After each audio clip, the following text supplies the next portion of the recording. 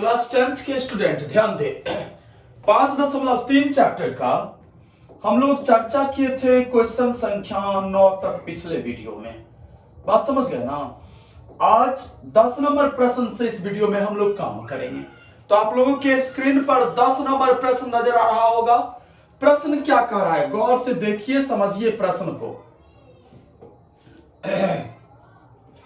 प्रश्न कह रहा है कि दर्शाइए कि A1 A2 dot dot dot AN से एक AP बनती है यदि AN नीचे परिभाषित है। पहला प्रश्न देखिए, AN हमारा कितना दिया गया है? AN दिया गया है 3 + 4। तो सबसे पहले मैं क्या करूंगा, N का मान 1 2 3 डाल करके ना AP के कुछ पद को मैं निकाल लूंगा। ठीक है ना बाबू। n बराबर अगर आप 1 देते हो तो A1 कितना निकलेगा? 3 + 4 × 1, तो 4 3 7। अब आप n बराबर 2 दो तो क्या निकलेगा? A2। n का मान अगर मैं 2 पुट कर रहा हूं, ध्यान दीजिएगा, A2 निकलेगा। यहां n के बदले मैं 2 लिखूंगा। 3 + 4 × 2, 4 दूना 8 3 11।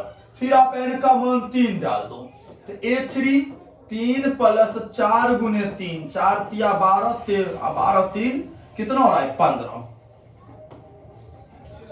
अब देखो बाबू, निकाल लिया ना। ये मेरा हो गया श्रेणी। श्रेणी कितना निकला है? 7 11 15 डॉट डॉट डॉट n का मान आप बढ़ाते जाओ, अगला पद निकालते जाओ। बात समझ गए? प्रश्न क्या कर रहा है, अब हमें ये चेक करना है कि ये जो श्रेणी है ये AP है। तो सबको पता है कि AP होने पर कोई भी श्रेणी AP कब कहलाती है? जब उसके दो क्रमागत पद के बीच का जो डिस्टेंस होता है वो एक समान होता है तब। मतलब A2 - A1 बराबर अगर A3 - A2 रहेगा तब ये AP कहलावेगा। तो सबसे पहले आप करो, A2 हमारा 11 है, 11 में से 7 माइनस करो और बराबर 15 में से क्या माइनस करना है? 15 - 11। तो 11 में से 7 गया, 7 4 11 और यहां भी 4। देन ये दोनों एक जैसा आ रहा है, एक संख्या आ रहा है। तो इस सिद्धांत माने देखिए, जब ये दोनों एक हुआ ना तो इसका मतलब है कि वो AP है। अतः यह AP है। हमने AP दर्शा दिया। बात समझ गए ना कि एक AP बनती है। अब सवाल क्या करा, यहां नीचे पढ़ो, यहां साथ ही प्रत्येक स्थिति में प्रथम 15 पद का हमें योग निकालना है। अब हमें SN निकालना है। ध्यान दो बाबू, ये तो हमारा 7 हो गया, D हमने ये 4 निकाला, ये D हो गया, और N कितना? 15 पदों का योग निकालना है ना। अब आप SN निकालो। SN बराबर n/2 × 2a + n - 1 × D। ये फॉर्मूला होता है ना। तो 15/2 × 2a, 2 गुने कितना? 7 प्लस 15 - 1 × D हमारा कितना है? 4। समझ में आ रहा है ना। 15/2 × 7 दूना 14 प्लस 15 में से गया 14 और चौके 56। 15/2 गुने 6 4 10, 5 1 6 1 7। दूसरे से आप काटो 35, 15 5 75 का 5, 15 तिया 45, 5 50 2 52, 525 इसका करेक्ट आंसर हो गया। बात समझ में आ गया? इसमें एक और सवाल है बाबू, 10 नंबर में एक और प्रश्न है, ध्यान दीजिएगा। दूसरा प्रश्न है सेम, यहां ये रहा दूसरा प्रश्न। इसे भी सेम प्रोसेस से हमें सबसे पहले ये चेक कर लेना है कि ये AP है। बात समझ गए ना। और जब मैं AP चेक कर लूंगा ना, उसके बाद इसके भी 15 पदों का हमें क्या निकालना है? योग। ध्यान दीजिए कैसे बनाएंगे सवाल को। सबसे पहले मेरे पास इसमें nवा पद दिया गया है, AN बराबर 9 - 5n। यह है हमारा nवा पद। मैं क्या करूंगा? n बराबर 1 मान डालूंगा। तो A1 मतलब 9 - 5 × 1 मतलब 4 हो गया। अब आप n बराबर 2 डालो ना। तो A2 मतलब 9 - 5 × 2 मतलब 9 में से 10 घटाओ -1। अब आप n बराबर 3 मान डालो। A3 मतलब 9 माइनस 5 गुने 3, 5 तिया 15, 9 माइनस 15 तो 9 6 15, यही ना बाबू, माइनस 6 हो गया। ध्यान दीजिएगा, ये श्रेणी कहलाएगा। श्रेणी हमारा निकल गया 4 minus 1 minus 6 dot dot dot. अब यहां एपी होने के लिए क्या नियम होता है?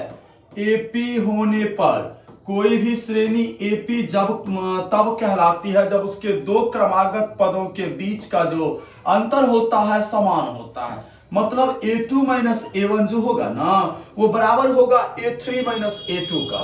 तो -1 माइनस 4 अब बराबर -6 और माइनस माइनस 1 हो गया। तो -5 बराबर -5, अतः यह एपी है।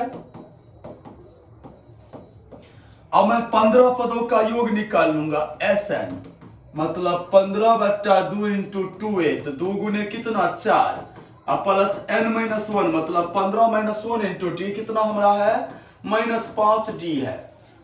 15/2 इंटू 4 दूना 8, 14 पंचे 70 -70, यही ना।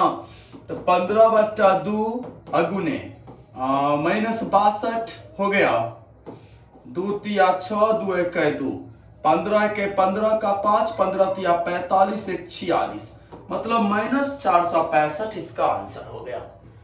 तो 10 नंबर सवाल आप लोग समझ चुके हैं। 5.3 का ये 10 नंबर था बीटीसी मैथ क्लास 10th। अब चलिए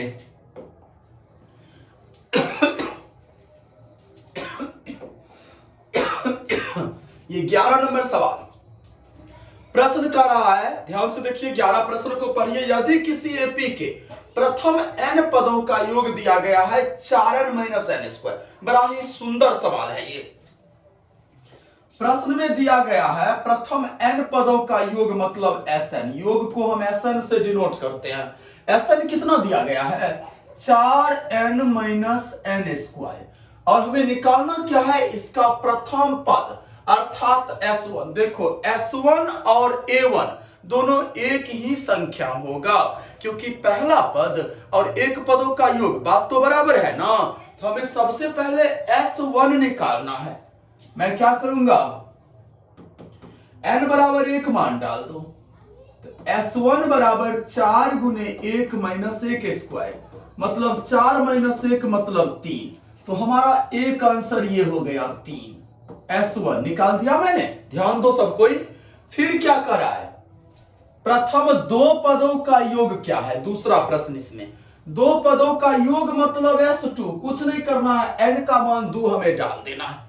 दो पदों का योग मतलब S2 हुआ ना। तो S2 निकालने के लिए ये जो हमारे पास दिया गया है सामान्य पद इसका, इसमें सॉरी n पदों का योग, उसमें मैं n का मान 2 डाल दूंगा। तो S2 बराबर हो जाएगा 4 गुने 2 और माइनस 2 स्क्वायर, तो 4 दूना 8 माइनस 4 मतलब 4। ये बाबू हो गया हमारा दूसरा आंसर। फिर क्या कर रहा है, दूसरा पद क्या है। अब एक बात समझना, जैमा पद निकालना होगा। मैंने क्या कहा, आप जो पद निकालोगे एपी का उतने पदों का योग और माइनस उससे कम पदों का योग हम कर लेंगे। जैसे मान लीजिए an बराबर सूत्र होगा Sn और माइनस Sn माइनस 1। अगर आप पांचवा पद निकाल रहे हो तो S5 और माइनस S4 करना पड़ेगा। अगर आप दूसरा पद निकाल रहे हो तो क्या करोगे, S2 और माइनस S1। तो ये दूसरा पद निकालने के लिए मैं क्या करूंगा, S2 माइनस S1। तो S2 तो मैंने निकाला है 4, S1 कितना निकाला है 3, तो 4 में से 3 गया 1, ये हो गया हमारा तीसरा आंसर। बात समझ गए ना, ये क्या आंसर निकल गया, तीसरा आंसर। कोई डाउट नहीं ना जा रहा है बाबू। इसके बाद क्या कह रहा है, इसी प्रकार तीसरा पद, हमें कैमा पद निकालना है तीसरा पद। तो तीसरा पद मतलब S3, S3 बराबर क्या हो जाएगा, सॉरी माफ कीजिएगा, तीसरा पद ये S3 का मतलब तो 3 पदों का योग हो गया ना। A3 तीसरा पद बराबर होगा S3 और माइनस S2, अभी मैंने समझाया है। तो S3 निकालने के लिए हम इसमें क्या करेंगे, n का मान 3 डाल देंगे। या 4 गुने 3 माइनस 3 स्क्वायर माइनस S2 कितना है अपना S2 हमारा है 4 तिया 12 माइनस 9 माइनस 4 तो 12 माइनस 13 मतलब हो गया माइनस 1। समझ में आ गया ना। फिर क्या करा है दसवां पद मतलब A10 बराबर क्या हो जाएगा S10 माइनस S9। S10 में आप उसमें 10 मान दो तो 4 गुने 10 माइनस 10 स्क्वायर माइनस S9 में क्या लिखूंगा 4 गुने 9 माइनस 9 स्क्वायर 4 दहे 40 माइनस 100 माइनस 4 नमा 36 माइनस 81 हो रहा है ना। समझ में आ रहा है ना बाबू। तो 40 में से 100 गया माइनस 60 माइनस 36 में से 81 गया 11 में से 6 गया मतलब माइनस 45 हो रहा है समझे ना। तो माइनस 60 माइनस माइनस प्लस 45 मतलब इस एपी का 10वां पद हो जाएगा माइनस 15। और सवाल क्या करा है एनवां पद भी निकालना है। तो ध्यान दीजिए एनवां पद कैसे निकालेंगे। तो एनवां पद निकालने के लिए ए मैंने पहले ही बताया था कि S1 को हम ए कहेंगे प्रथम पद ए हमारा 3 है। अब मैं डी निकाल लूंगा A2 माइनस A1 A2 कितना है 1 A1 कितना है 3 माइनस 2। अब आप AN निकालो A plus N minus 1 into D A कितना आप लिखोगे 3 N माइनस 1 इंटू डी कितना माइनस 2 तो 3 माइनस 2N अब प्लस 2 मतलब कितना 5 माइनस 2N 11 समझ चुके आप लोग। ध्यान से देखिए एक बार ये पूरा 11 मैंने निकाल दिया सवाल का आंसर। अब चलिए 12 नंबर। अब स्क्रीन पर 12 और 13 दो प्रश्न है जो कि दोनों बहुत ही इजी प्रश्न है। 12 क्या कर रहा है कि ऐसे प्रथम 40 धन पूर्णांक का योग ज्ञात करें जो 6 से विभाज्य हो। तो सबसे पहले 6 से विभाज्य संख्या प्रथम ध्यान दीजिए 6 से विभाज्य कुछ संख्या क्या सब होगा 6 12 18 डॉट डॉट डॉट कितना कर रहा है 40 मतलब 40 पदों तक कितना कर रहा है टोटल 40 n हो गया हमारा 40। अब चलिए a बराबर कितना 6 d हो गया 12 माइनस 6 मतलब 6 n हो गया 40 ऐसा निकालूंगा n बट्टा 2 into 2a plus n minus 1 into D. तो बउआ 40 बट्टा 2 2a plus 40 minus 1 into D कितना 6 इसका 20 हो गया इंटू 6 दूना 12 प्लस 39 को मैं 6 से गुना करूंगा 39 6 6 नमा 54 6 18 2 20 3 23 2 से 34 6 नमा 54 का 4 हाथ बाकी 5 6 18 19 20 21 22 23 तो 234 मतलब 20 गुने 4 2 6 3 1 4 246 0 2 6 12 2 4 8 1 9 2 2 4 4920 इसका हो गया बुआ आंसर। कितना आंसर निकल गया 4920 इस प्रश्न का। अब चलो आप 13 नंबर प्रश्न क्या करा है 8 के प्रथम 15 गुना सेम सवाल है। तो 8 के प्रथम 15 गुणज क्या सब होगा 8 16 24 डॉट डॉट डॉट कितने पदों तक 15 पदों तक सेम सवाल है बाबू। ए कितना हो गया ए हमारा हो गया 8 डी हो गया 16 माइनस 8 मतलब 8 एन हो गया 15। अपना ऐसा निकाल लो n बट्टा 2 into 2a plus n minus 1 into D formula का प्रयोग करके n बट्टा 2 मतलब 15 बट्टा 2 इंटू 2a 2 गुने 8 प्लस 15 माइनस 1 इंटू डी कितना है 8 हो गया ना। 15/2 इंटू 8 दूना 16 प्लस 14 को 8 से आप गुना करो। 8 चौक 32, 8 के 8 3 11, 112 हो गया ना। माने 15/2 गुने 6 2 8 1 1 2 128 हो गया। 15 चौके 60, 15 छक 90, 6 96, 960 इसका आंसर। समझ गए आप लोग। 12 13 भी बढ़ो आगे।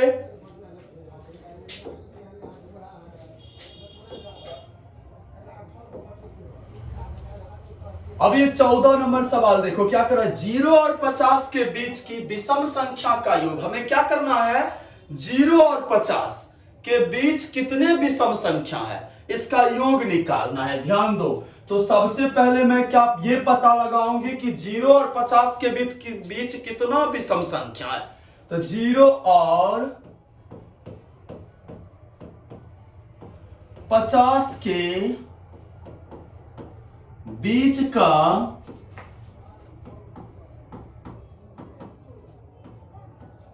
विषम संख्या हो गया बुआ 1 3 5 7 डॉट डॉट डॉट 49 हो गया ना। अब चलो आप ए यहां कितना हो गया, ए 1 हो गया, डी हो गया 3 माइनस 1 2 एंड एल हो गया 49। पहले मैं एन निकाल लूंगा। A plus N minus 1 into D बराबर 49 लिखूंगा। 1 प्लस एन माइनस 1 इंटू 2 बराबर में 49। 1 प्लस 2n माइनस 2 बराबर 49। तो -1 प्लस 2n बराबर 49 हो गया। अब क्या करोगे, 2n बराबर 50, n निकल गया कितना 25। अब मैं Sn निकाल लूंगा। Sn बराबर सूत्र होता है इस कंडीशन में n/2 इंटू ए प्लस एन। n तो हो गया 25/2 इंटू ए हमारा कितना है a का प्लस l हो गया 49। मतलब 25/2 गुने 50। इसको आप काट दो 25 25 25 625 करेक्ट आंसर 14 नंबर सवाल का। समझे आप लोग। इसके बाद चलते हैं सवाल नंबर 15।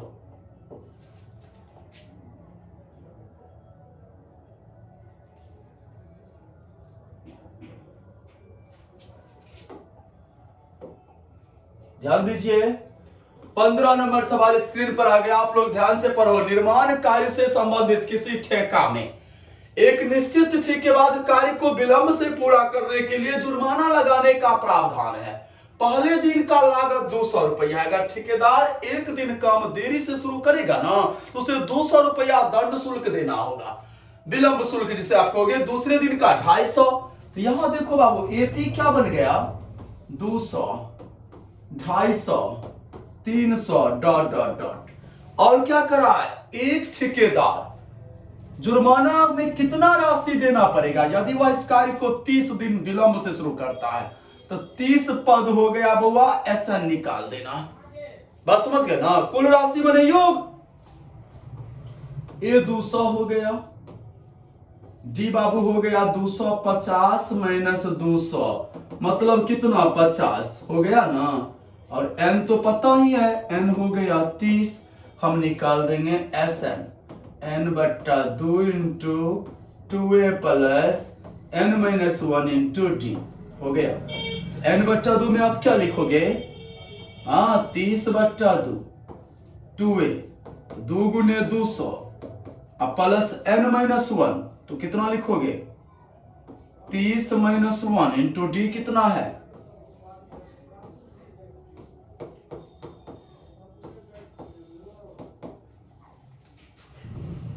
29 को 50 से गुना करना है। 9 5 45 का 5 5 दूना 10 4 14 1450 मतलब 15 गुने 1850। 15 5 75 का 5 हाथ 35 15 8 120 7 27 12 हो गया। 15 के 15 10 25 26 27 27,750 रुपया उस ठेकेदार को विलंब शुल्क के रूप में देना होगा।